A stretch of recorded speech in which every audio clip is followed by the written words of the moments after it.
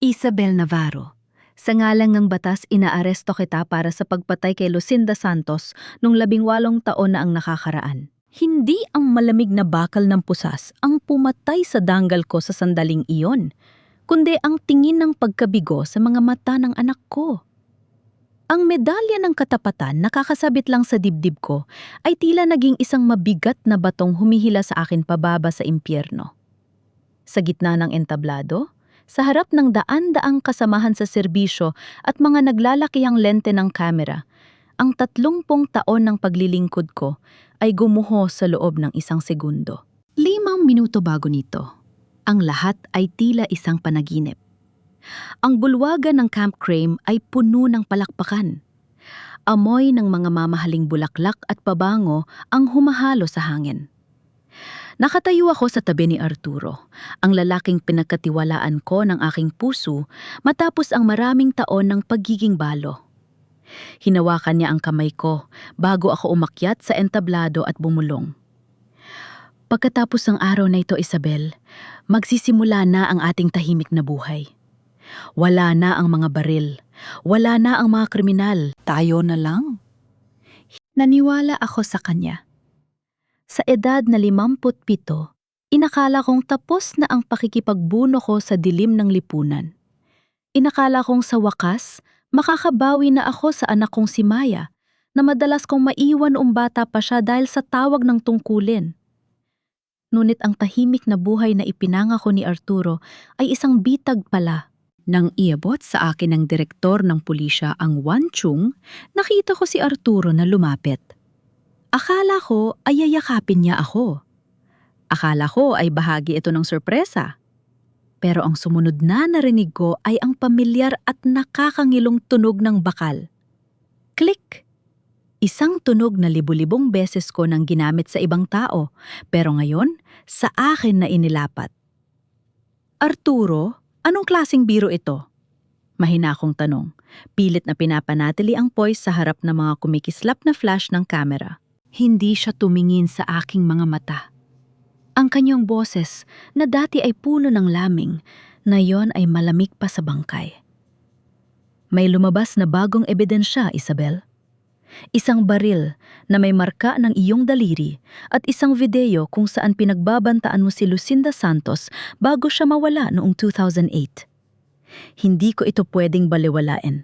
Ang bulungan sa paligid ay naging parang ugong ng mga bubuyob. Nakita ko si Maya sa unang fila. Ang aking anak. Ang aking buhay.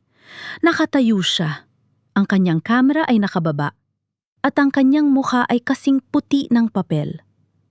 Bilang isang reporter, alam ko ang tumatakbo sa isip niya. Hindi lang ito balita.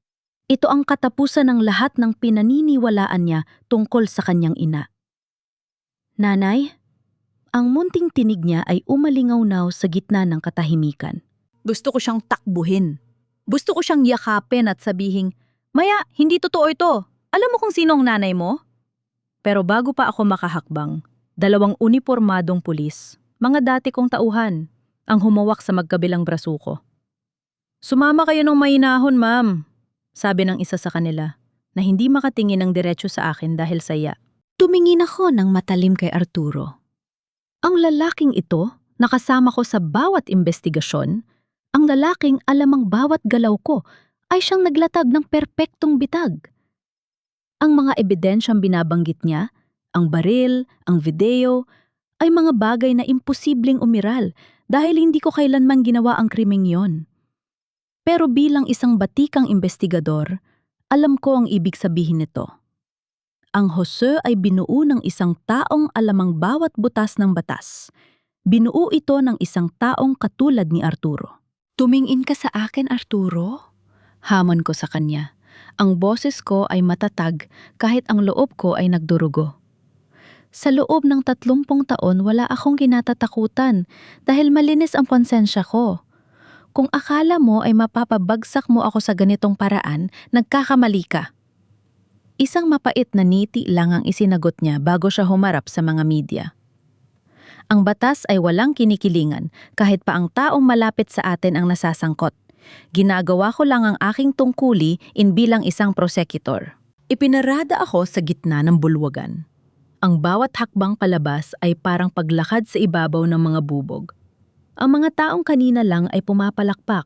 Ngayon ay naglalabas ng kanilang mga cellphone para kunan ako ng video. Naririnig ko ang kanilang mga bulong.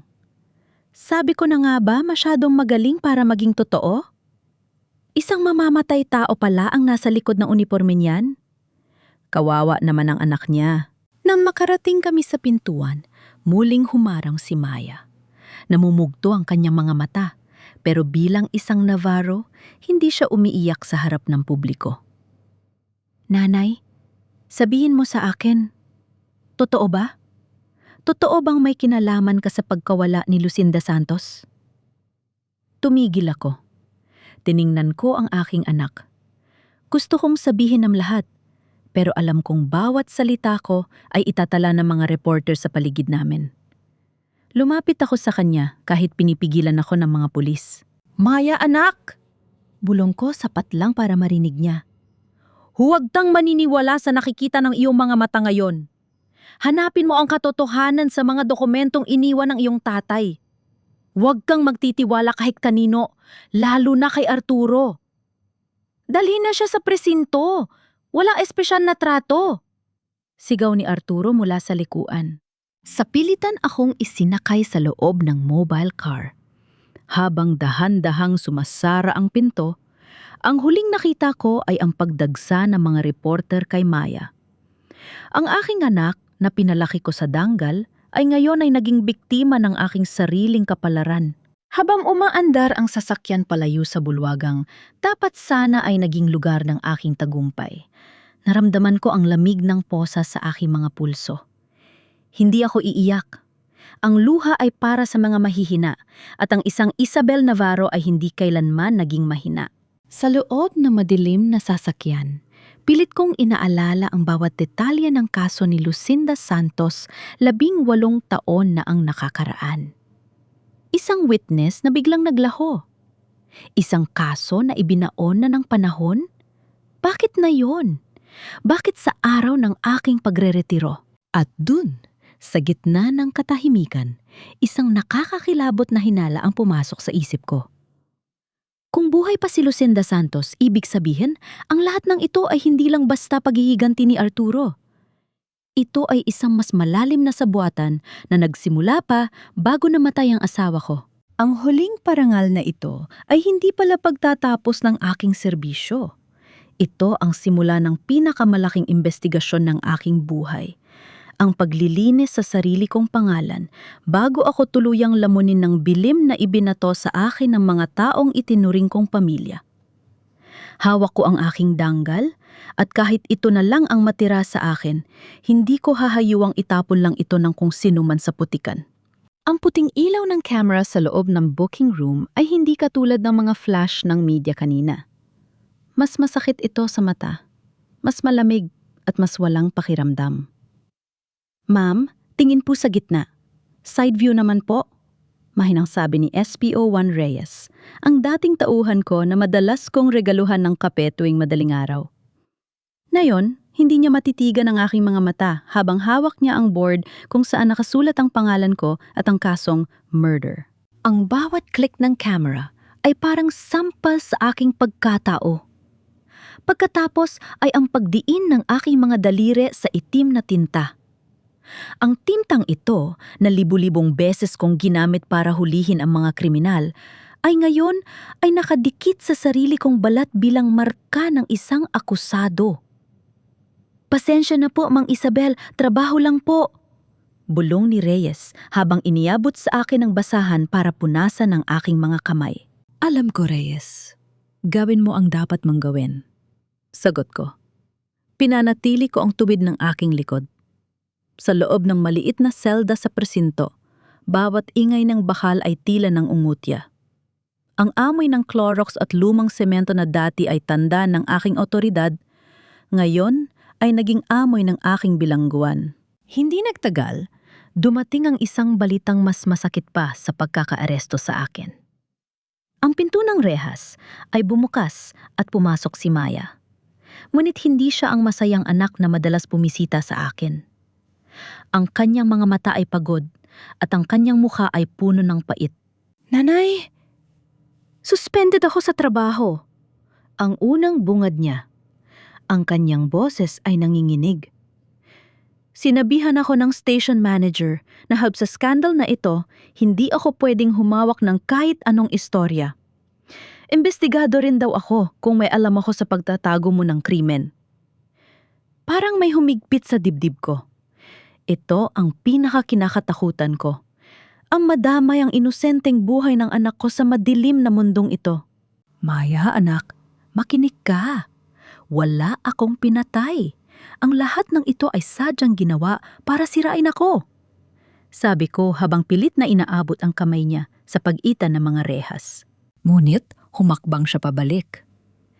Pero ang mga ebidensya, Nay? Sabi ni Arturo, perpekto ang pagkadawa ng hoso. Paano magkakaroon ng video? Paano napunta ang baril mo sa lumang bodega ni Lucinda Santos? Sa loob ng 30 taon, akala ko ikaw ang simbolo ng katapatan. Pero ngayon, hindi ko na alam kung sino ang totoo sa inyo ni Arturo. Natitiwala ka ba kay Arturo kaysa sa akin? Tanong ko, ang tinig ko ay puno ng pait. Siya ang nag-aalaga sa akin kanina habang pinagkakaguluhan ako ng mga reporter. Siya ang tumawag kay Tita Claire para samahan ako. Sigaw ni Maya. Natigilan ako. Tita Claire? Sinong Claire? Hinawakan ni Maya ang isang pendant na ginto sa kanyang leeg, isang pendant na hugis rosas, napakaganda at halatang mamahalin. Yung kaibigan mo raw dati, sabi niya utang niya sa ang buhay niya, kaya hindi niya ako pababayaan habang wala ka. Siya lang ang nakakaintindi sa akin ngayon. Isang malamig na kilabot ang gumapang sa aking batok. Wala akong kaibigang nagnangalang Claire. Sa loob ng 30 taon sa serbisyo, kilala ko ang lahat ng taong malapit sa akin. Ang pendant na iyon, pamilyar ang disenyo nito. Pero hindi ko matandaan kung saan ko ito huling nakita. Maya, huwag kang tatanggap ng kahit ano mula sa babaeng yan. Hindi ko siya kilala, babala ko. Ayan ka na naman, Nay. Palagi kang naghihinala, palagi mong iniisip na lahat ng tao ay kalaban. Galit na tinalikuran ako ni Maya. Ayusin mo ang gulo mo, dahil pati buhay ko, winawasak mo na. Pinunood ko siyang maglakad palayo. Ang anak ko, na dati ay naniniwala sa bawat salita ko, ay ngayon ay unti-unti nang nilalamon ng isang taong hindi ko kilala. O baka naman kilala ko pero nagtatago sa ibang mukha? Bago ko pa maproseso ang lahat, muling bumukas ang pinto ng selda. Pero hindi si Arturo ang pumasok. Ang hepe ng presinto, ang dating kumpare ko, ay nakatayo dun na may dalang papel. Isabel, may order na mula sa korte, seryosong sabi niya. Dahil sa bigat ng kaso at para sa iyong seguridad, hindi ka pwedeng manatili dito. Ililipat ka sa Correctional Institute for Women sa Mandaluyong habang hinihintay ang pagdinig. Nanikas ang buong katawan ko. Mandaluyong? Doon nakakulong ang karamihan sa mga taong ako mismo ang nagpakulong, kumpare. Alam mong parang hinatulan mo na rin ako ng kamatayan kung dadalin mo ako doon? Wala akong magagawa, Isabel. Utos ito ng nakakataas at si Arturo, siya ang nag-perm ng request para sa agarang transfer. Napahawak ako sa rehas hanggang sa mamuti ang aking mga buko. Arturo, hindi lang niya ako gustong ipakulong. Gusto niya akong mamatay sa loob. Alam niya ang panganib na naghihintay sa akin sa piling ng mga kriminal na dati kong kinalaban. Ihanda ang sasakyan! Ibiyahe na si Navarro! Sigaw ng isang opisyal sa labas. Habang inilalabas ako ng presinto na may takip na jacket ang aking mga posas, nakita ko si Arturo sa malayo. Nakatayo siya sa tabi ng isang itim na sasakyan. May kausap siyang isang babaeng nakatalikod sa akin, nakasuot ng eleganteng puting damit. Bago sila sumakay, lumingon ang babae ng bahagya. Hindi ko nakita ang buong mukha niya dahil sa suot niya malaking salamin, pero ang neti niya... Ang meting yun ay tila isang kutsilyong humiwa sa aking alaala. Lucinda, hindi maari. Patay na siya. Ako mismo ang nakakita sa ulat ng kanyang pagkawala 18 taon na ang nakakaraan. Ngunit habang isinasakay ako sa loob ng madilim na van patungo sa kuta ng aking mga kaaway, iisa lang ang tumatakbo sa isip ko. Ang impyerno ay hindi lamang lugar na puno ng apoy. Ang impyerno ay ang makasama ang mga taong galit sa iyo, habang ang taong mahal mo ay kasama ng kaaway mo sa labas. Ang rehas ng van ay sumara ng may malakas na kalabog. Ang biyahe patungo sa kamatayan ay nagsimula na. Ang bawat yabag ng aking sapatos sa pasilyo ng Correctional Institute for Women ay tila isang kampana ng kamatayan. Nararamdaman ko ang mga matang nakamasid mula sa likod ng mga rehas. Hindi ito ang unang pagkakataon na nakatapak ako rito, pero dati ako ang may hawak ng susi. Ngayon, ako ang nakakulong sa loob ng ingay ng pagsasara ng bakal. Navarro! Ang reyna ng crime, nandito na! Isang malakas na tawa ang narinig ko mula sa dulo ng selda. Hindi ko sila tiningnan. Alam ko ang mga mukhang iyon. Si Gina na nahuli ko sa malaking drug raid noong 2015. Si Marites na kinasuhan ko ng human trafficking. Ang bawat hakbang ko ay sinusundan ng kanilang mga mura at panunuya. Ngunit pinanatili ko ang aking ulo na mataas. Kung ipapakita ko ang takot, lalamunin nila ako ng buhay. Nang pumasok ako sa aking selda, iniwan ako ng guard na may malamig na paalala. Mag-ingat kayo, ma'am. Dito walang inspektor. Dito, biktima ka na lang din. Naupo ako sa manipis na foam ng aking higaan. Ang katahimikan ay tila isang mabigat na kumot. Doon, sa gitna ng kadiliman, pilit kong pinagtagpi-tagpi ang mga nangyari. Ang mga ebidensya laban sa akin, ang baril, ang video, ay hindi basta-basta kinuha sa hangin. Ang mga iyon ay hango sa aking mga personal na notebook, mga tala na itinago ko sa loob ng isang maliit na safe sa bahay. Isang safe na dalawa lang kami ni Arturo ang nakakaalam ng code. Bakit, Arturo? Bakit mo ito ginagawa sa akin? Internet, habang nakakulong ako sa 4 na sulok ng selda, sa labas ng bilangguan, si Arturo ay nakatayo sa isang madilim na sulok ng isang mamahaling parking lot. Ang ulan ay malakas ang bagsak, tila gustong hugasan ng dumi ng kanyang konsensya. Bumukas ang pinto ng isang mamahaling puting SUV at lumabas ang babaeng tinawag ni Maya na Tita Claire. Ngayon, wala na siyang suot na salamin. Ang kanyang mukha, kahit may mga marka na ng panahon, ay bakas pa rin ang ganda ng isang Lucinda Santos. Ginawa ko na ang gusto mo, sabi ni Arturo. Ang boses niya ay nanginginig sa galit at takot. Nasa correctional na si Isabel. Sisirain na siya ng mga taong kinulong niya. Pakawalan mo na ang kuya ko. Ngumiti si Lucinda, isang ngiting puno ng lason. Masyado kang nagmamadali, Arturo. Ang kuya mo ay ligtas sa ngayon. Pero ang kasunduan natin ay siguraduhin mong hindi na makakalabas ng buhay si Isabel sa lugar na iyon. Ang bawat araw na humihinga siya ay isang araw na nanggananib ang kalayaan ng kapatid mo. Si Isabel ay inosente. Alam natin dalawa yon, sigaw ni Arturo. Lumapit sa kanya si Lucinda at hinawakan ang kanyang pisingi. Inosente? Walang inosente sa mundong ito, Arturo. Ang asawa ni Isabel ang pumatay sa kaligayahan ko, 18 taon na ang nakakaraan. Ngayon, oras na para maramdaman niya ang mawala ng lahat. At ikaw? Ikaw ang gagamitin kong sandata para tapusin ang sinimulan ko. Inabutan ni Lucinda si Arturo ng isang folder. Ito ang mga susunod mong gagawin. Siguraduhin mong mananatiling galit si Maya sa kanyang ina. Iparamdam mo sa kanya na ikaw lang ang tanging kakampi niya. Naiwan si Arturo na nakatayo sa ilalim ng ulan, hawak ang folder na parang isang mainit na uling. Ang kanyang utang na loob sa kanyang kuya, ang kaisa-isang pamilyang natitira sa kanya na nagpaaral at nagtaguyod sa kanya, ang naging tanikala niya sa impyerno ni Lucinda.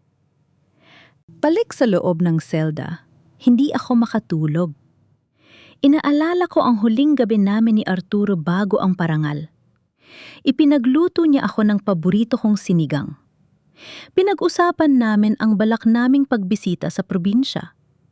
Lahat ng yon ay isang masusing pag-aaral pala kung paano ako mas madaling mapapabagsak. Naalala ko ang isang gabi, ilang buwan na ang nakakaraan, nang makita ko si Arturo na tila may tinitingnan sa aking mga lumang case files. Nung oras na yon, akala ko ay tinutulungan niya lang ako sa aking mga backlog. Pero ngayon, malinaw na sa akin. Kinokopya niya ang mga detalye ng kaso ni Lucinda Santos para makabuo ng isang hoso na tila totoo. Ginamit niya ang tiwala ko para busalan ako. Ginamit niya ang pagmamahal ko para iposas ako. Biglang bumukas ang pinto ng aking selda. Hindi ito ang oras ng inspeksyon. 3 babae ang pumasok. Ang kanilang mga anino ay humahaba sa semento. Sa unahan nila ay si Gina, may hawak na matalim na kutsara na hinasa sa pader. "Walang pulis-pulis dito, Navarro," bulong ni Gina. "Sabi ng aming sponsor sa labas, kapag napatulog ka raw namin ng tuluyan, malayan na ang pamilya namin." Tumayo ako mula sa aking higaan. Ang aking mga kamay ay nakakuyom. Kahit wala akong baril, kahit wala akong badge, ang dugong nananalaytay sa akin ay dugo pa rin ng isang inspektor. "Kung sa tingin nyo ay magiging madali ang trabaho nyo, nagkakamali kayo," sabi ko sa isang malamig na boses. Sumugod si Gina. Ang tunog ng pakikipaglaban sa loob ng madilim na selda ay naging musika ng aking unang gabi sa bilangguan. Pero sa gitna ng kaguluhan, isang bagay lang ang nasa isip ko. Kung ang kamatayan ko ang tanging paraan para mabuhay ang mga kasinungalingan nila, gagawin ko ang lahat para manatiling gising. Isang matalim na sakit ang naramdaman ko sa aking braso nang madaplisan ako ng talim.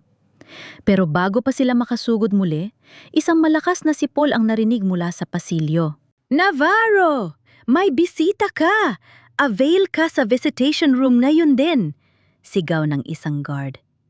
Natigilan ang mga preso. Hindi karaniwan ang bisita sa ganitong oras ng gabi. Habang hinihingal ako at may dugo sa braso, inakay ako ng guard palabas. Sino ang bibisita sa akin sa ganitong oras? Si Maya? Si Arturo? Pagdating ko sa visitation room, isang lalaki nakasuot ng barong ang nakatalikod sa akin. Nang humarap siya, halos tumigil ang tibok ng puso ko. Hindi siya si Arturo. At lalong hindi siya si Maya. Siya ang huling taong inaasahan kong makikita sa lugar na ito. Nanlamig ang aking buong katawan nang makita ko ang lalaking nakatayo sa visitation room. Hindi siya si Arturo. Siya si Ate Dante Valeriano, ang pinakamatalik na kaibigan ng pumanaw kong asawa na si Ricardo. Matagal na kaming hindi nakikita. At ang kanyang paglitaw sa gitna ng hating gabi ay tila isang babala mula sa hukay. "Isabel," mahina niyang tawag. May lungkot at takot sa kanyang mga mata. "Wala tayong oras. Narinig ko ang nangyari sa parangal. Hindi ako naniniwa na magagawa mo yon." "Tante, bakit ka nandito?" tanong ko habang pilit na itinatago ang dumidugong sugat sa aking braso. "Delikado ito para sa'yo." Lumapit siya sa salamin na naghihiwalay sa amin. May iniwan si Ricardo sa akin bago siya mamatay. Isang selyadong sobre na ang bili niya ay ibigay lang sa'yo kung sakaling lamunin ka na ng sarili mong mga kasamahan. Akala ko ay nagbibiro lang siya noon. Pero ngayon, naiintindihan ko na ang ibig niyang sabihin. Inilapit ni Dante ang isang maliit na kapirasong papel sa salamin. "Isabel, ang case file ni Lucinda Santos noong 2008 ay hindi lang basta nawala. Ito ay pinalitan. Ang tunay na file ay nasa isang lumang safety deposit box sa San Jose. Ito ang code." Mabilis ko tiningnan ng membro at itinanim sa aking isip. Bakit ngayon mo lang ito ibinibigay? Dahil ngayon lang naging malinaw ang lahat. Isabel, si Arturo ay hindi lang basta prosecutor. Ang kuya niya ay ang opisyal na naglilinis ng mga dumi ni Lucinda noon. Hawak ni Lucinda ang leeg nila.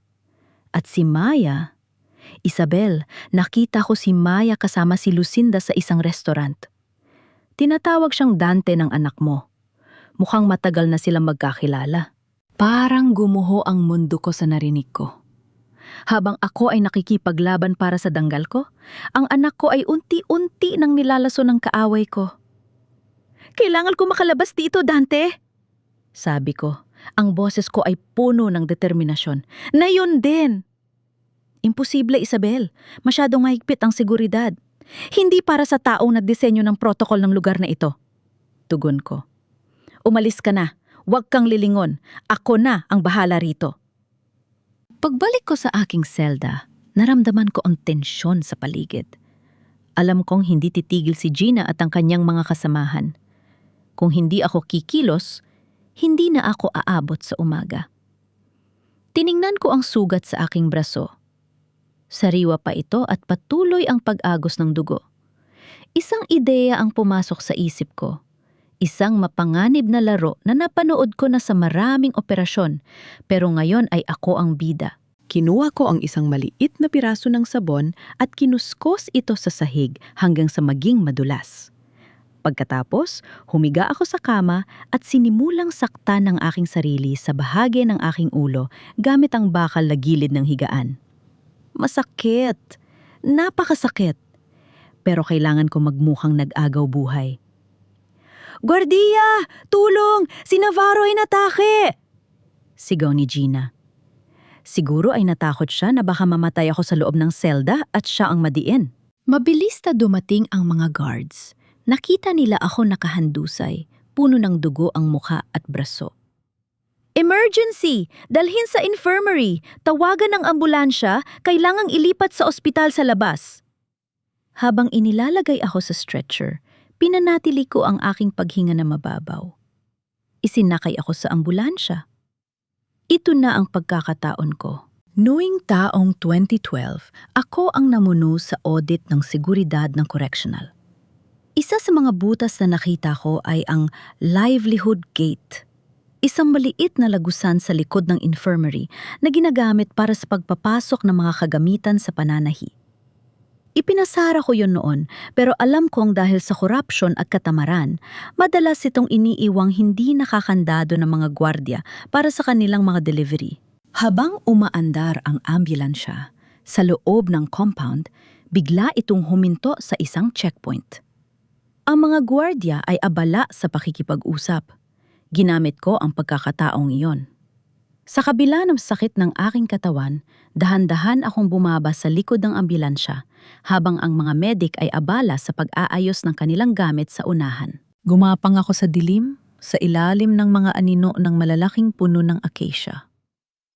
Ang amoy ng basang lupa ay humahalo sa amoy ng aking sariling dugo. Nang makarating ako sa livelihood gate, tiningnan ko ang kandado. Tama ako. Kinakalawang ito at hindi maayos na nakasara. Gamit ang isang pirasong alambre na nakuha ko sa ambulan, siya mabilis kong kinalikot ang kandado. 1, 2, click, bumukas ang pinto. Sa kabilang dako ay ang kalayaan, pero ito ay isang kalayaang may kaakibat na panganib. Ako na ngayon ay isang pugante, isang police inspector na naging wanted criminal.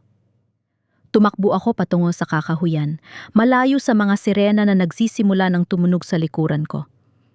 Alam na nila. Alam na nilang wala na ako sa ambulansya. "Navarro has escaped! Iulap sa lahat ng unit! Code Red!" Ang narinig kong sigaw sa radyo ng mga pulis sa malayo. Huminto ako sandali para huminga. Ang ulan ay nagsimulang pumatak, tila nakikiramay sa aking kalagayan. Tiningnan ko ang aking mga kamay na puno ng dumi at dugo. Wala na ang aking badge. Wala na ang aking dangal sa mata ng mundo. Pero sa loob ko, ang apoy ng katotohanan ay mas naglalagablab. "Arturo? Lucinda?" Bulong ko sa gitna ng kadiliman. "Akala nyo ay tapos na ako. Pero hindi nyo alam, mas mapanganib ang isang sugatang leon kapag wala na sa hawla. Kailangan ko makarating sa San Jose. Kailangan ko mahanap ang safety deposit box ni Ricardo. At higit sa lahat, kailangan kong iligtas si Maya bago siya tuluyang maging katulad nila." Sa gabi niyon, ang hunted ay naging hunter At sisiguraduhin kung sa susunod na pagkikita namin, hindi na bakal ng posas ang mararamdaman nila, kundi ang bigat ng katarungang matagal nilang binaluktot. Basang-basa, nangangatog ang katawan at halos gumuho ang kinalalagyan. Ganito ko narating ang isang maliit at abandonadong bahay sa hangganan ng San Jose. Ito ang safe house ni Ricardo. Isang lumang rest house na hindi nakatala sa aming mga opisyal na ari-arian. Dito kami madalas magtago noon kapag gusto naming takasan ang ingay ng Maynila. Pinihit ko ang susi na nakatago sa ilalim ng isang basag na paso. Pagpasok ko, ang amoy ng alikabok at lumang kahoy ang sumalubong sa akin. Bawat sulok ng bahay na ito ay sumisigaw ng kanyang alaala. Ang kanyang lumang jacket na nakasabit pa rin sa likod ng pinto, ang paborito niyang silya, tila ba hinihintay pa rin niya ang aking pagbabalik? Ngunit wala akong oras para sa pangungulila. Gamit ang isang lumang gasera, tinumuko ang silid-aklatan ni Ricardo. Naalala ko ang sinabi ni Dante. Ang tunay na file ay nasa isang lumang safety deposit box, pero ang susi sa lahat ay nasa mga dokumentong iniwan ni Ricardo. Sa ilalim ng isang maluwag na tabla sa sahig, nahanap ko ang isang selyadong metal box. Sa loob nito ay may isang lumang journal, ang personal na logbook ni Ricardo nung siya pa ang hepe ng Intelligence Division. Binuklat ko ang mga pahina. Ang petsa, Mayo 2008. Ang buwan kung kailan nawala si Lucinda Santos. Hindi ko gusto ang takbo ng investigasyon kay Lucinda Santos. Basa ko sa sulat kamay ni Ricardo. Masyadong malinis, masyadong mabilis. May mga opisyal sa loob na gustong ibaon ng kaso. Nakita ko si Lucinda sa isang safe house kasama si Attorney Arturo Perez. Hindi siya biktima. Siya ang arkitekto. Tumigil ang tibok ng puso ko. Ibig sabihin, alam ni Ricardo ang totoo bago pa siya namatay. 18 taon na ang nakakaraan, si Arturo at Lucinda ay magkasabwat na. Ipinagpatuloy ko ang pagbabasa. Sinubukan ni Lucinda na akitin ako. Sinabi niyang kaya niyang ibigay ang lahat ng kapangyarihan sa akin kung tatalikuran ko si Isabel. Pero hindi niya kilala ang isang Navarro. Hindi ko ipagpapalit ang aking dangal at pamilya sa isang baliw na babae. Doon ko naintindihan ang lahat. Ang galit ni Lucinda ay hindi lang dahil sa isang kaso. Ito ay galit ng isang babaeng tinanggihan. Ang pagkamatay ni Ricardo sa isang accident 18 taon na ang nakakaraan, bigla ako nagkaroon ng pagdududa. Hindi yon aksidente. Pinatay siya dahil hindi siya nakuha ni Lucinda. Nang marating ko ang huling pahina, may nahulog na isang lumang litrato. Kinuha ko ito at tinitigan. Ito ay kuha sa isang parke. 10 taon na ang nakakaraan. Nasa litrato ako at si Maya na nung oras na yon ay naglalaro ng swing. Masaya kaming tumatawa. Pero sa gilid ng litrato, sa likod ng isang puno, may isang anino ng babaeng nakatingin sa amin. Kinuha ko ang magnifying glass sa mesa at timitigan ang mukha ng babae. Kahit malabo, kilala ko ang mga matang yon. Ang mga matang, puno ng inggit at put. Si Lucinda. 10 taon na ang nakakaraan, sinusundan na niya kami. Pinapanood niya ang bawat paglaki ni Maya. Ibig sabihin, ang pagpasok niya sa buhay ni Maya bilang Tita Claire ay hindi nagkataon. Ito ay isang plano na dekada na niyang binuo. Diyos ko, Maya! Bulong ko. Ang aking anak ay lumaki sa piling ng babaeng pumatay sa kanyang ama at sumisira sa kanyang ina. Biglang may narinig akong kaluskos sa labas. Ang tunog ng mga gulong sa tuyong dahon. Mabilis kong pinatay ang gasera at kinuha ang isang lumang hunting knife na nakatago sa drawer. Sumilip ako sa bintana. Isang itim na sasakyan ang nakaparada sa labas. Hindi ito pulis. Walang wangwang, walang asul at pulang ilaw. Isang tao lang ang bumaba. Isang lalaking naka-hoodie na tila may hinahanap. Dahan-dahan akong pumunta sa likod ng pinto. Ang aking puso ay tumitibok ng mabilis. Nang bumukas ang pinto at pumasok ang anino, mabilis ko siyang sinunggaban at itinulak sa pader. Ang kutsilyo ay nakatutok sa kanyang leeg. Sino ka? Sino ang nagpadala sa'yo? Sigaw ko. Ma'am! Ma'am Isabel, sandali! Ako ito! Si Reyes! Natigilan ako. Si SPO1 Reyes, ang pulis na kumuha ng mugshot ko sa presinto. Reyes? Bakit ka nandito? Paano mo nahanap ang lugar na ito? Hinihingal siya. Ang kanyang mukha ay puno ng takot. Sinundan ko ang GPS ng sasakyan ni Arturo kanina bago siya umalis ng CRAM. Nakita ko ang folder sa mesa niya. May mga coordinates ng lugar na ito. Ma'am, kailangan niya nang umalis. Papunta na rito ang isang hit team na hindi galing sa pulisya. Binaran sila ni Lucinda para tapusin ang trabaho.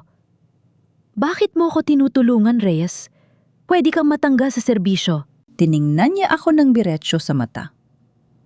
Dahil ang tatay ko ay isa sa mga tauhan ni Inspector Ricardo Navarro noon, sabi niya sa akin, kapag dumating ang araw na ang katarungan ay naging negosyo, tumayo ka sa panig ng mga Navarro. Ma'am, alam kong inosente kayo. Inabutan niya ako ng isang maliit na bag. May lamang baril ito, kaanting pera at isang burner phone. Ma'am, ang safety deposit box sa San Jose, kailangan yung makuha yon bago mag-umaga. May mga tao na silang nakabantay sa bangko. Salamat, Reyes, sabi ko. Ang boses ko ay nanginginig sa pasasalamat. Ma'am, isa pa. Huminto siya sandali. Nakita ko si Maya kanina sa TV. Magkakaroon siya ng isang special report bukas ng gabi. Isang live broadcast tungkol sa inyo. Ma'am, mukhang gagamitin siya ni Lucinda para tuluyan kayong selyuhan sa harap ng buong bansa. Hinawakan ko ang journal ni Ricardo ng mahigpit. Hindi ko hahayang mangyari yun. Kung gusto nila ng palabas, ibibigay ko sa kanila. Pag-alis ni Reyes, muli akong tumingin sa litrato navigation mag-ina. Ang nakaraan ay hindi na mababago, pero ang hinaharap ay nasa kamay ko pa rin. Ang journal ni Ricardo ay hindi lang isang libro ng mga sikreto. Ito ang aking sandata. Lalabas na ako sa anino. Hindi na bilang isang pugante, kundi bilang isang asawang naghahanap ng katarungan at isang inang handang pumatay para sa kanyang anak. Ang San Jose ay malapit na at doon magsisimulang mabura ang mga kasinungaling ang itinanim nila sa loob ng 18 taon. Sa isang penthouse sa Bonifacio Global City, malayo sa malansang amay ng presinto at sa alikabok ng San Jose, nakaupo si Maya sa isang mamahaling sofa. Hawak niya ang isang baso ng tubig pero nanginginig ang kanyang mga kamay. Sa harap niya, nakatayo ang isang babaeng balot ng karangyaan, si Tita Claire. Uminom ka muna, Maya. Kailangan mong kumalma. Malambing na sabi ni Claire.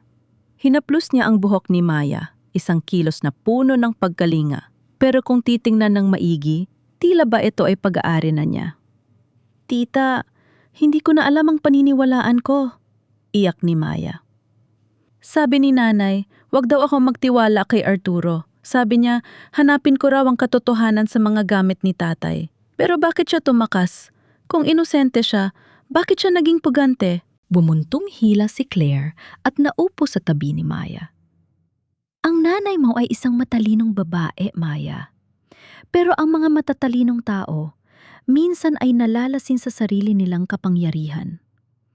Nung bata ka pa, madalas kaming mag-usap ng tatay mo. Alam mo ba, balak man niyang iwan ng nanay mo noon? Natigilan si Maya. Ano? Hindi. Mahal na mahal ni tatay si nanay. Iyon ang akala ng lahat. Pagpapatuloy ng laso ni Claire. Pero si Ricardo ay may natuklasang hindi maganda tungkol sa mga operasyon ni Isabel. Nung gabing namatay ang tatay mo, may hawak siyang ebidensya laban sa kanya. At si Lucinda Santos? Si Lucinda ay hindi lang basta testigo. Siya ang taong handang magsalita para protektahan ang tatay mo. Kaya sila parehong nawala, Maya. Dahil ang nanay mo, hindi niya hinahayaang may humarang sa kanyang danggal, kahit pa ang sarili niyang asawa. Hindi magagawa ni nanay yon, bulong ni Maya, pero ang binhi ng duda ay nagsisimula ng tumubo. Sa labas ng gusali, Sa loob ng isang minakaw na luma at madilim na sedan, nakamasid ako gamit ang isang binocular. Nakasuot ako ng baseball cap at jacket para itago ang aking mukha. Salamat sa impormasyon ni Reyes, nahanap ko ang kinaroroonan ni Maya. Nang makita ko silang dalawa sa malaking bintana ng penthouse, parang may sumasabog na bolkan sa loob ng dibdib ko. Doon, sa ilalim ng maliwanag na chandelier, nakita ko ang mukha ng babaeng nag-aalaga sa anak ko. Claire. Claire de la Riva ang pangalang ginagamit niya sa mga social circles. Pero para sa akin, siya lang ang babaeng sumira sa buhay ko 18 taon na ang nakakaraan. Lucinda Santos. Hindi na siya ang payat at takot na testigong huling nakita ko sa interrogation room. Ang kanyang mukha ay dumaan sa maraming operasyon. Mas matamos na ilong, mas matitigas na anggulo. Pero ang kanyang mga mata ay hindi nagbago. Iyon pa rin ang mga matang nakita ko sa journal ni Ricardo. Ang mga matang puno ng obsesyon. Nakita ko kung paano niya niyakap si Maya. Nakita ko kung paano kumapit sa kanya ang anak ko, na tila ba siya ang tanging sandigan nito sa gitna ng bagyo. Ang sakit ay mas matindi pa sa saksak ni Gina sa bilangguan. Ang anak ko, ang aking Maya, ay humihingi ng tulong sa babaeng pumatay sa kanyang ama. Hayop ka, Lucinda. Gigil kong bulong. Ang aking mga kuko ay bumaon sa manibela. Biglang tumayo si Lucinda at lumapit sa bintana. Tila ba, may naramdaman siyang nakatingin sa kanya. Mabilis ako yumuko para hindi makita. Pero alam kong huli na. Kinuha ko ang burner phone at tinawagan ang numero ni Maya. Nakita ko sa binoculars na tiningnan ni Maya ang kanyang phone. Nag-alinlangan siya pero sinagot niya rin ito. Maya? Anak? Tawag ko. Ang boses ko ay basag. Nay? Nasaan ka? Sumuko ka na please? Garalgal na sagot ni Maya. Sabi ni Tita Claire, tutulungan ka raw niya kung sasabihin mo ang totoo. Maya, makinig ka sa akin. Ang babaeng kasama mo ngayon, hindi siya si Claire. Siya si Lucinda Santos.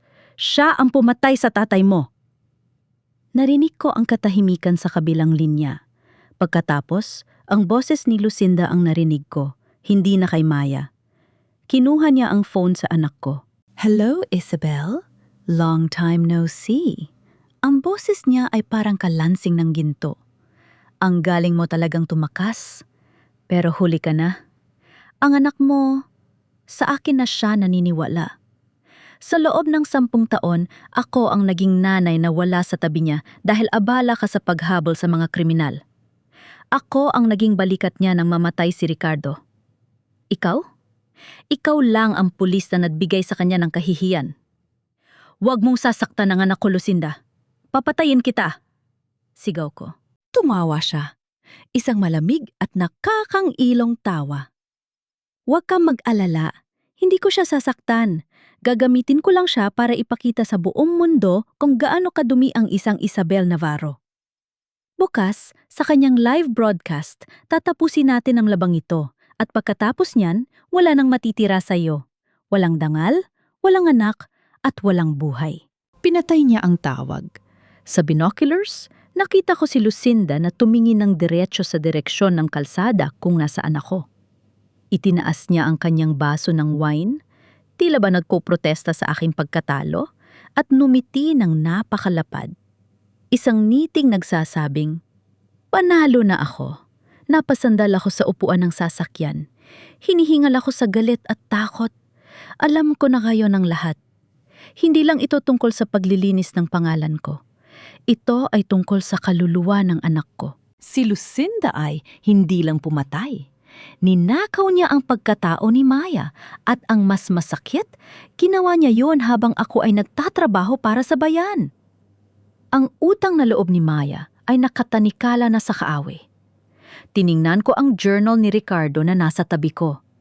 May isang address na nakasulat sa huling bahagi, isang lumang warehouse sa labas ng lungsod. Ang huling taguan ay ang sasulat ni Ricardo. Kailangan kong kumilos. Bukas ang broadcast. Bukas ang huling pagkakataon ni Lucinda. Pero bukas din ang araw na ipapaalala ko sa kanya kung bakit ako naging inspector sa loob ng 30 taon. Hindi pa tapos ang gabi, Lucinda. Sabi ko habang pinipihit ang susi ng sasakyan. At sa dulo nito, sisiguraduhin kong ang knitting yan, ang huling bagay na mawawala sa mukha mo. Isang breaking news. Ang puganteng si Isabel Navarro tinangkang itananam sariling anak. Ang boses ng news anchor sa telebisyon ng isang maliit na sari-sari store ay tila kulog sa aking pandinig. Napayuko ako at mas hinila ang aking sombrero habang kunwaring bumibili ng tinapay. Sa screen makikita ang gulo sa labas ng penthouse ni Claire. May mga bakas ng bala sa pader at basag na salamin. Ang footage ay nagpapakita kay Maya na umiiyak habang isinasakay sa ambulansya. At si Claire, si Lucinda, na may benda sa braso, tila isang bayaning nagligtas sa aking anak mula sa isang baliw na ina. Hayop ka, Lucinda? Pabulong kong mura. Ito ang kanyang pinakamatinding laro. Hindi niya lang ako ginawang kriminal. Ginawa niya akong isang halimo sa mata ng bayan at sa mata ng sarili kong anak. Ang tangkang pagkidnap na binalita ay isang dula-dulaan. Alam kong hindi ako ang nandoon, pero ang mga saksi at ang mga ebiden, siyang itatanim nila ay siguradong ituturo ako. Nayon, ang buong Metro Manila ay nakabantay. Ang aking mukha ay nasa bawat kanto, sa bawat screen ng cellphone ng mga tao sa kalsada. Ako na ang pinakakinasusullamang babae sa Pilipinas. Habang nagtatago ako sa isang madilim na eskinita, biglang nag-vibrate ang burner phone sa aking bulsa. Isang hindi kilalang numero. Ang puso ko ay tumibok na mabilis. Sinagot ko ito pero hindi ako nagsalita. Isabel, alam kong ikaw ito. Ang boses ay nanginginig. Si Arturo. Ano kailangan mo, Arturo? Hindi pa ba sapat ang ginawa mo? Gigil kong tanong. Isabel, makinig ka. Nagkamali ako. Akala ko ay mailigtas ko ang kuya ko kung susunod ako sa kanya. Pero si Lucinda, baliw siya. Siya ang nag-utos ng pamamaril kanina sa labas ng penthouse. Siya mismo ang nagpadaplis ng bala sa sarili niyang braso para magmukhang biktima sa harap ni Maya. Bakit mo sinasabi ito sa akin na yon? Dahil wala na si Maya sa ospital. Kinuha siya ni Lucinda. Sinabi niya sa mga pulis na dadalhin niya si Maya sa isang safe location para sa seguridad nito. Pero alam ko hindi yun totoo. Isabel, narinig ko siyang may kausap sa telep. May balak siyang tapusin ang lahat bukas sa live broadcast. Pero bago yon, baka may mangyaring masama kay Maya kung hindi ka susuko. Nasaan sila, Arturo? Sabihin mo sa akin kung nasaan ang anak ko. Sigaw ko, hindi ko na inintindi kung may makarinig sa akin. Hindi ko alam ang eksaktong lugar, pero may nakuha akong coordinates mula sa GPS ng tracker na palihim kong inilagay sa sasakyan ni Lucinda kanina. Isesend ko sa'yo. Isabel, patawarin mo ako.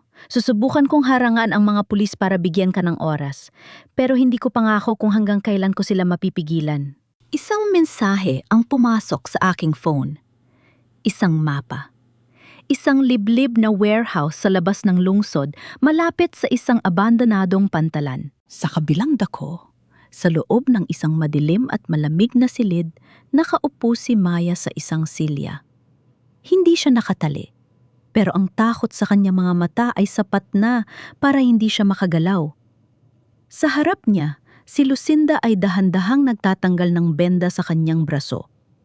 Ang sugat ay mababaw lang. Isang galos na sadyang ginawa. Tita Claire, bakit tayo nandito? Sabi mo sa ospital tayo pupunta. Tanong ni Maya. Ang boses niya ay puno ng pagdududa. Humarap sa kanya si Lucinda. Wala na ang malambing na mukha ng isang Tita Claire. Ang kanyang mga mata ay nanlilisik sa tuwa. Oh, Maya, kailangan nating maghanda para sa bukas. Ang buong mundo ay manonood sa'yo. Ikaw ang magsasabi sa kanila kung gaano kasama ang nanay mo. Ikaw ang magbibigay ng katarungan para sa tatay mo. Pero may mga sinabi si nanay sa telepono kanina tungkol kay Lucinda Santos, tungkol sa pagkamatay ni tatay. Lumapit si Lucinda at hinawakan ng mahigpit ang panga ni Maya. Ang nanay mo ay isang mahusay na sinungaling, Maya. Gagawa siya ng kwento para lang makatakas. Huwag mong kakalimutan. Sino ang nandoon nung kailangan mo ng yakap?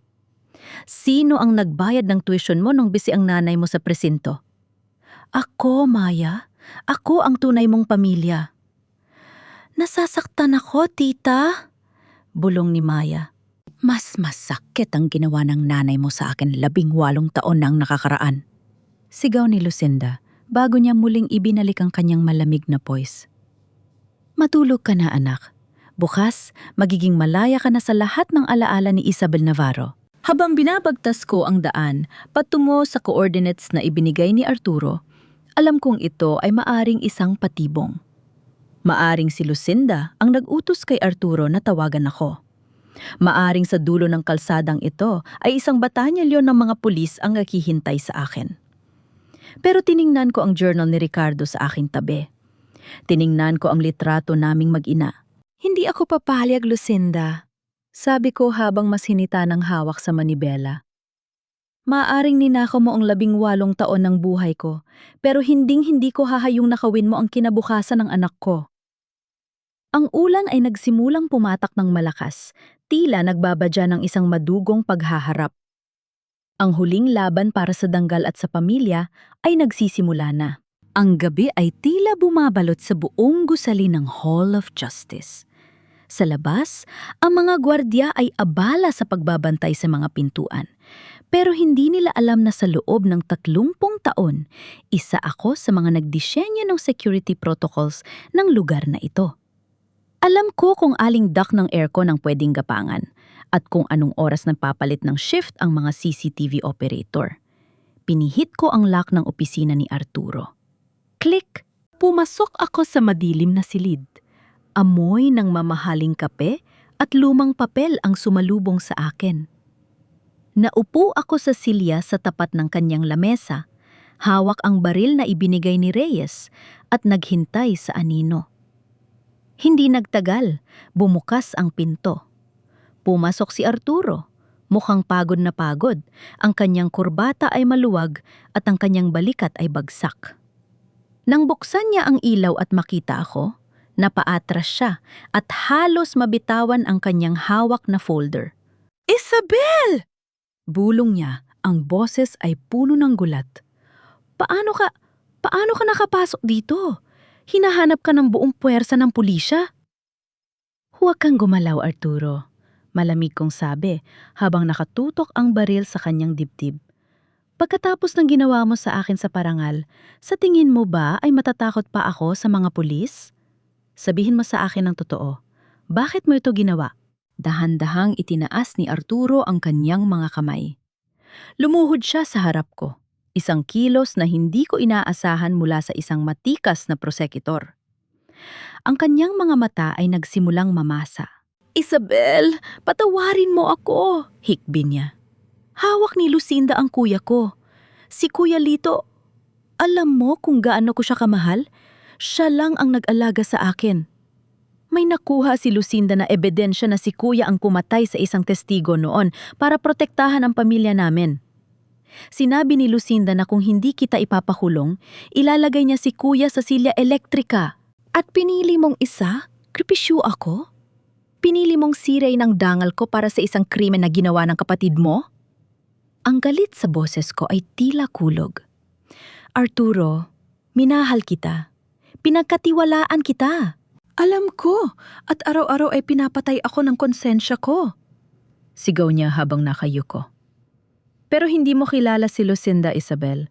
Hindi lang siya basta naghihigante. Baliw siya. Ang akala ko ay titigil siya kapag nakulong ka na, pero ngayon, pati si Maya ay ginagamit na niya. Isabel, kinuha niya si Maya. Hindi ko alam kung nasaan sila, pero may plano siyang gawin bukas sa live broadcast na hinding-hindi mo malilimutan. Ibinaba ko ng bahagya ang aking baril.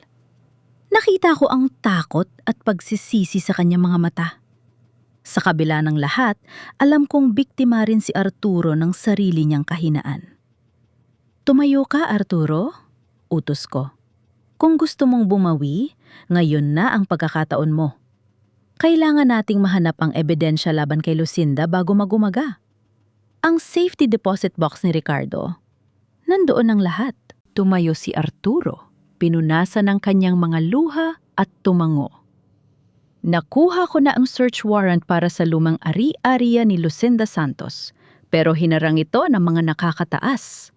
Pero may isa akong kopya ng mga transaksyon niya sa bangko. Isabel, si Lucinda ay nagpapadala ng pera sa isang media production house.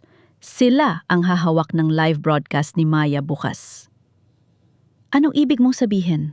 Ang live broadcast ay gaganapin sa Studio 4 ng DZRH Media Center. Pero hindi ito basta interview. Balak ni Lucinda na ipaamin kay Maya sa harap ng kamera na ikaw ang pumatay sa tatay niya gamit ang mga peking dokumento na ako mismo ang gumawa sa ilalim ng banta ni Lucinda. Numapit ako kay Arturo at hinawakan siya sa kwelyo. Kung ganon, kailangan nating palitan ang mga dokumentong yon. Kailangan nating ilabas ang tunay na file ni Ricardo sa gitna ng broadcast. Arturo, kaya mo bang pasukin ang system ng media center? Kaya ako, pero kailangan ko ng access code mo bilang dating hepe ng intelligence. May mga lumang backdoors ang system na ikaw lang ang nakakaalam. Nagkatitigan kaming dalawa. Isang alyansang binuo sa gitna ng pagkakanulo.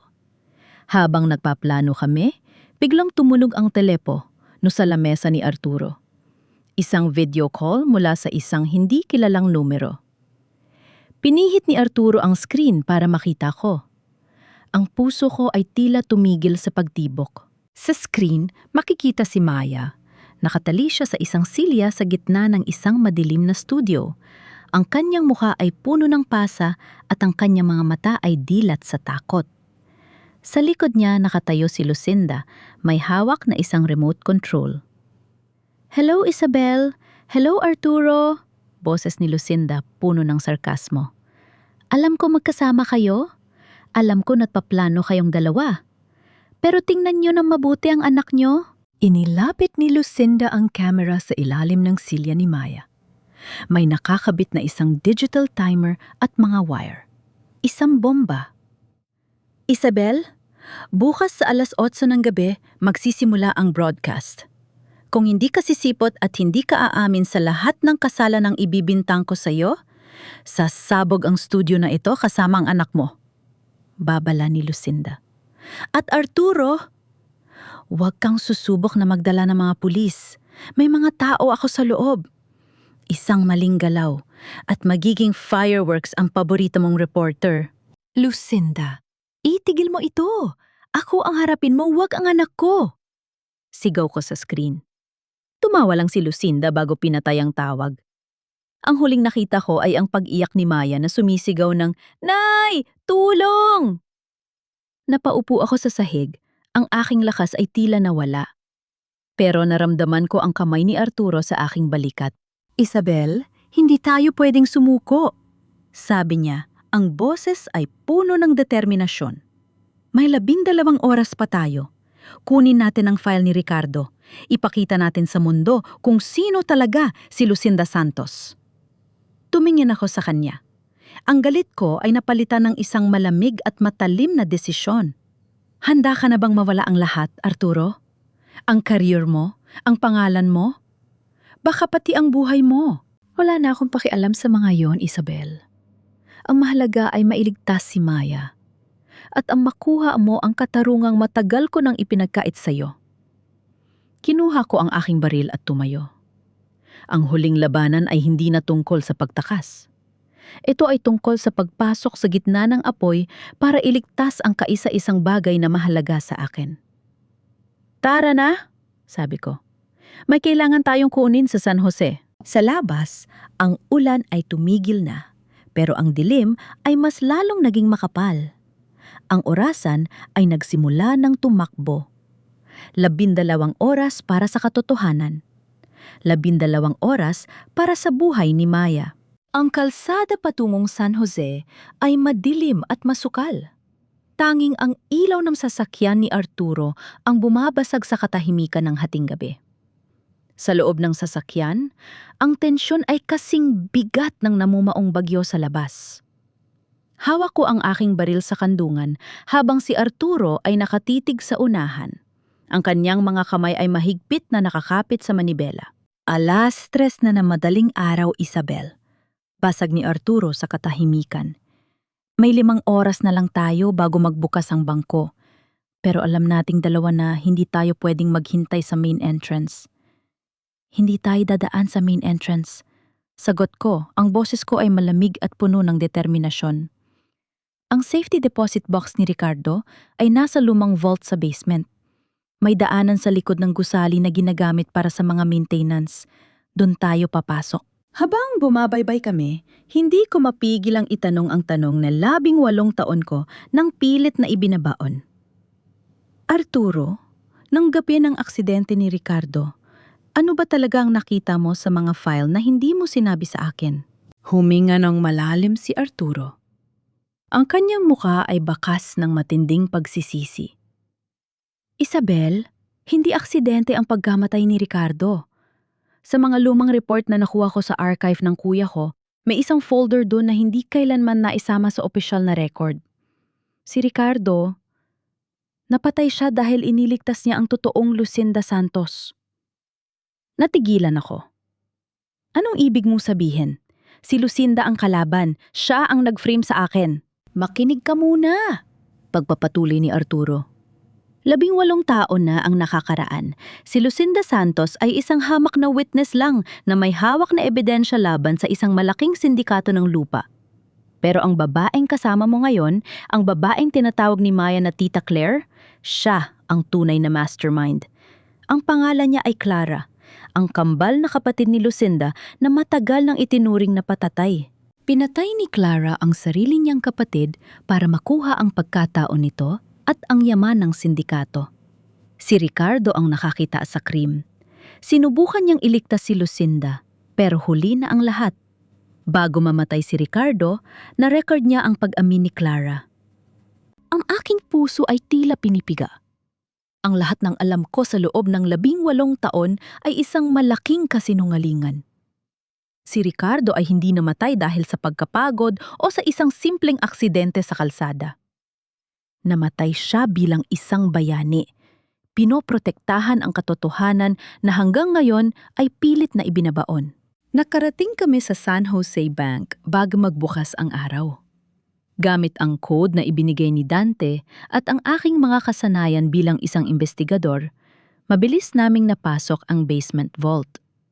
Ang amoy ng lumang bakal at alikabok ay sumalubong sa amin.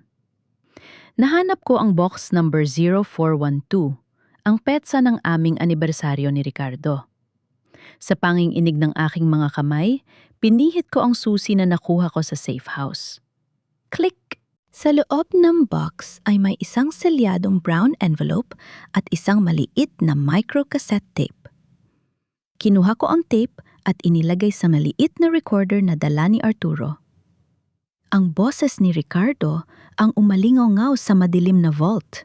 Isabel, kung naririnig mo ito, ibig sabihin ay wala na ako. Patawarin mo ako kung milihim ko sa iyo ang panganib na kinakaharap ko. Si Clara, ang magpapanggap na Lucinda, ay kasabot ng mga matataas na opisyal. Hawak niya ang leeg ng justice system. Nakita ko siyang patay ng kapatid niya. Ang ebidensya ay nasa likod ng litrato ni Maya sa loob ng envelope na ito. Isabel, alagaan mo ang anak natin. Huwag mong hahayaang lamunin siya ng dilim na nakapaligid sa akin. Mahal na mahal ko kayo. Napayak ako ng husto. Ang boses ni Ricardo, ang kanyang huling hiling, ito ang "Nat Dao Kamusuk" na tumagos sa aking kaluluwa. Sa loob ng maraming taon, naniwala ako na 10 minuto na lang bago ang 8:00 ng gabi. Ang kapaligiran sa labas ng DZRH Media Center ay tila isang sunang pandigma. Nagkalat ang mga pulis, SWAT at mga news van, ngunit walang sinumang nangangahas na pumasok sa Studio 4. Alam ng lahat, isang maling hakbang at sasabog ang buong palapag kasama ang sikat na reporter na si Maya Navarro. Sa loob ng control room, nakaupo si Lucinda o mas tamang tawaging Clara sa harap ng mga monitor. Ang kanyang mga mata ay nanlilisik sa tuwa habang tinitingnan ang timer ng bomba. 9:55. Sa kabilang screen, makikita si Maya na nakatali sa silya, maputla at nanginginig sa ilalim ng mainit na ilaw ng studio. Magsisimula na tayo, Maya. Boses ni Clara sa intercom. Mumiti ka. Na yon makikita ng buong Pilipinas kung paano gumuho ang alamat ng iyong ina. Habang nangyayari ito, nasa loob na kami ni Arturo ng gusali. Hindi kami dumaan sa lobby. Ginamit namin ang lumang garbage chute sa basement na konektado sa ventilation system ng Studio 4. Isang butas sa seguridad na ako mismo ang nakatuklas noong nag-inspeksyon ako rito 5 taon na ang nakakaraan. Arturo, dito ka na sa main server room. Bulong ko habang hinihingal. Inabot ko sa kanya ang microcassette ni Ricardo at ang digital file na nakuha namin. Kailangan mong i-bypass ang feed ni Clara. Sa oras na magsalita ako, dapat ay ito ang lumabas sa lahat ng screen sa buong bansa. Paano ka, Isabel? Tanong ni Arturo, ang kanyang mukha ay puno ng takot para sa akin. Papunta ka sa loob, papatayin ka niya. Hindi niya ako papatayin hanggat hindi niya nakukuha ang confession ko. Sagot ko habang kinakasa ang aking baril. Gawin mo ang bahagi mo, Arturo. Iligtas mo ang anak ko. 5:00. Bumukas ang mga ilaw sa studio. Ang on-air sign ay nagliwanag ng kulay pula. Magandang gabi, Pilipinas! Ang boses ni Maya ay basag. Binabasa ang script na nasa teleprompter sa ilalim ng banta ng baril ni Clara na nakatago sa dilim. Nandito tayo ngayon para sa isang eksklusibong pagtatapat tungkol sa mga krimen ng aking ina, si Inspector Isabel Navarro. Nanood ang buong bansa. Sa mga bahay, sa mga kalsada, tumigil ang mundo. Itigil mo yan, Maya. Lumalabas ako mula sa anino ng mga kurtina sa likod ng studio. Direkta ako naglakad patungo sa gitna ng camera. Itinaas ang aking mga kamay na walang hawak na baril. Nanay! Sigaw ni Maya. Ang mga luha ay bumuhos na. Lumabas si Clara mula sa likod ng camera. Hawak ang remote control ng bomba sa isang kamay at ang baril sa kabila. Isabel, sa wakas. Akala ko ay hindi ka na darating para sa sarili mong libing. Nandito na ako, Clara. Matapang kong sabi. Binigyang diin ko ang pangalan niya. Hindi si Lucinda, kundi si Clara Santos, ang babaeng pumatay sa sariling kambal na kapatid para sa yaman at kapangyarihan. Natigilan si Clara. Ang kanyang ngiti ay napalitan ng bangis. Anong pinagsasabi mo? Nababalo ka na ba dahil sa takot? Huli na ang lahat, Clara. Sabi ko habang nakatingin ng diretso sa camera. Alam ng buong mundo ang ginawa mo 18 taon na ang nakakaraan. Alam nila kung paano mo pinatay si Lucinda at kung paano mo pinaslang ang asawa ko, si Ricardo, dahil hindi siya nagpasuhol sa'yo. Manahimik ka! Sigaw ni Clara. Itinutok niya ang baril sa akin. Aminin mo ang pumatay ka. Aminin mo sa anak mo na ikaw ang dahilan kung bakit wala siyang ama. Hindi, Clara. Hayaan nating ang asawa ko ang magsalita. Sa sandaling iyon, ang screen sa likod namin at ang lahat ng TV sa buong Pilipinas ay nagbago. Hindi na ang mukha ni Maya ang nakikita, kundi ang isang lumang video recording na nakuha ni Arturo mula sa backup server ng intelligence. Doon, makikita ang isang batang Clara na may hawak na kutsilyo nakatayo sa harap ng duguang katawan ni Lucinda. At maririnig ang boses ni Ricardo. Clara Santos, huli ka na. Hindi mo na mababago ang katotohanan. Hindi! Patayin niyo ang broadcast na yan! Hiyaw ni Clara sa kanyang mga tauhan, pero wala nang sumasagot. Si Arturo ay matagumpay nang nalock ang system. Tapos na ang palabas mo, Clara? Sabi ko habang dahan-dahang lumalapit kay Maya. Ang bomba! Alam nating dalawa na hindi mo yan sasabog hanggat nandito ka pa sa loob. Duwag ka! Takot ka mamatay! Nanginig ang kamay ni Clara sa remote. Ang timer ay nasa 1:12. Kung mamamatay ako, isasama ko kayong lahat. Susugod na sana siya nang biglang tumunog ang isang putok ng baril. Hindi mula sa akin, kundi mula sa pintuan ng studio. Si Arturo, kasama ang isang team ng SWAT na pinamumunuan ni Reyes, ay nakapasok na. Natamaan si Clara sa balikat, dahilan para mabitawan niya ang remote at ang baril. Mabilis akong tumakbo kay Maya. Anak, what kang gagalaw? Ginamit ko ang aking kaalaman sa explosives.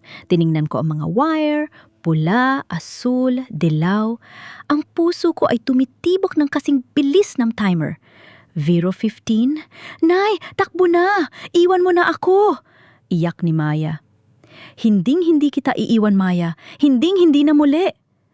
Pinutul ko ang dilaw na wire. Ang wire na laging itinuturo sa amin sa training na huwag gagalawin. Pero alam ko ang estilo ng mga kagamitan ni Clara. Tumigil ang timer. Walang pagsabog. Tanging ang tunog ng pag-iyak namin ni Maya ang umalingaw-ngaw sa tahimik na studio. Niyakap ko ng napakahigpit ang anak ko. Ligtas ka na, anak. Ligtas na tayo.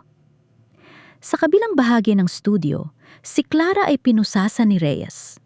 Ang kanyang marangyang damit ay puno ng dugo at dumi. Tiningnan niya ako ng may sukdulang poot, pero binaliwala ko siya. Wala na siyang kapangyarihan sa akin. Si Arturo ay lumapit sa amin. Ang kanyang mga mata ay puno ng luha. Isabel, Maya, patawarin niyo ako sa lahat. Tumingin ako kay Arturo. Alam kong marami pa kaming dapat pag-usapan at alam kong kailangan niyang harapin ang hustisya para sa kanyang mga nagawa. Pero sa sandaling yon, ang nakita ko lang ay ang lalaking tumulong sa akin na mabawi ang kaisa-isang bagay na mahalaga sa akin. Ang broadcast ay natapos, pero ang katotohanan ay kakalat pa lang sa buong mundo. Ang danggan ng isang Isabel Navarro ay hindi na muling mababahiran ng kahit anong kasinungalingan.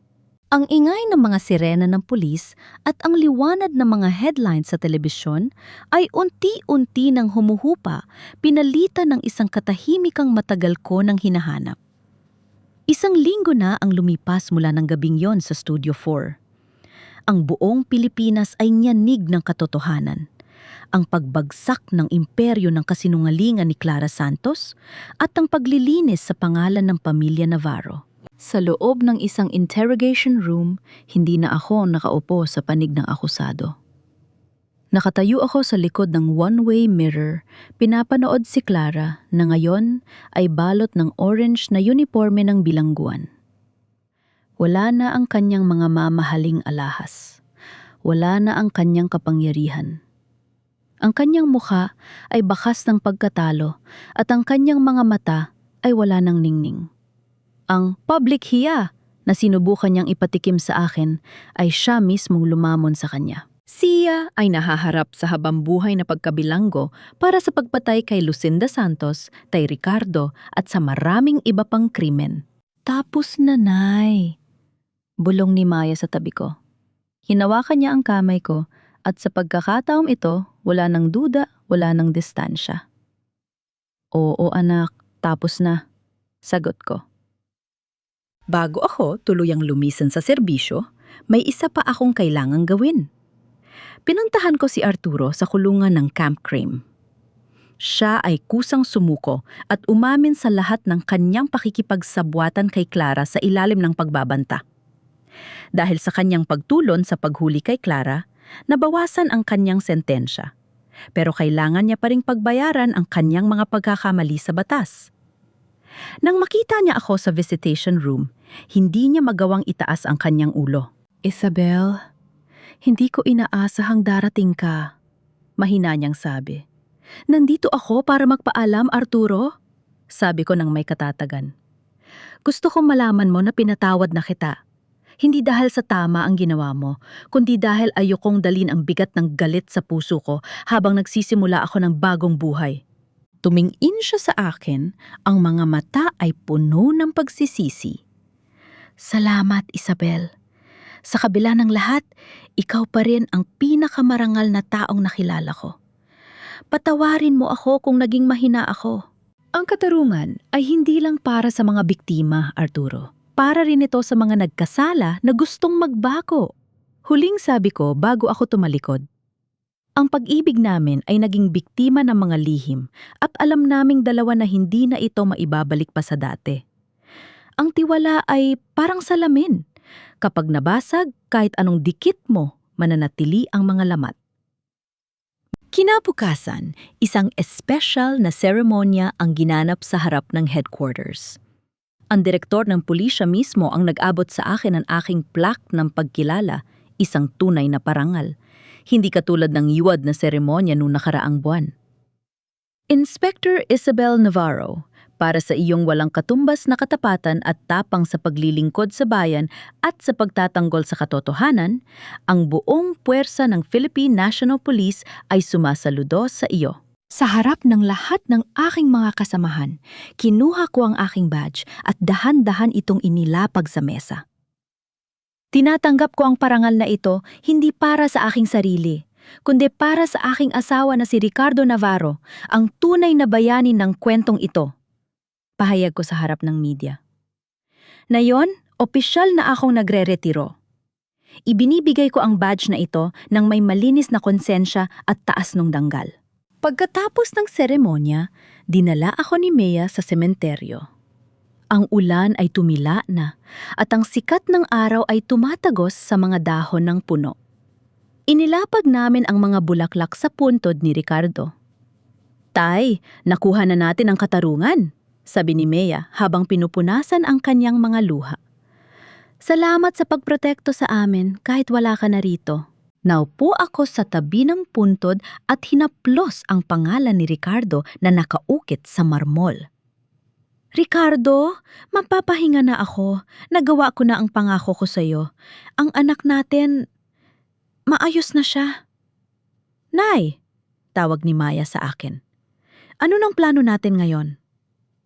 Tumingin ako sa malayo sa abot tanaw kung saan ang langit ay nagtatagpo sa dagat. Wala na ang takot, wala na ang kailangang patunayan. Gusto kong makita ang dagat, Maya. Gusto kong gumising nang hindi iniisip ang mga kriminal o ang mga kaso. Gusto kong maging nanay mo na lang, yung walang dalang baril, yung may oras para sa'yo. Nayakap ako ni Maya ng mahigpit. Mahal na mahal kita, Nay. I'm so proud of you. Habang naglalakad kami palabas ng sementeryo, bit-bit ang aming mga alaala pero malaya na sa kanilang bigat. Naramdaman ko ang tunay na kapayapaan. Ang dangal ay hindi nasusukat sa mga medalya o sa taas ng ranggo, kundi sa kakayahang tumayo ng matuwid pagkatapos ng bawat bagyo. Ako si Isabel Navarro, isang asawa, isang pulis at higit sa lahat, isang ina. At sa wakas, tapos na ang aking huling imbestigasyon. Ang bukas ay hindi na isang laban, kundi isang bagong simula na puno ng pag-asa.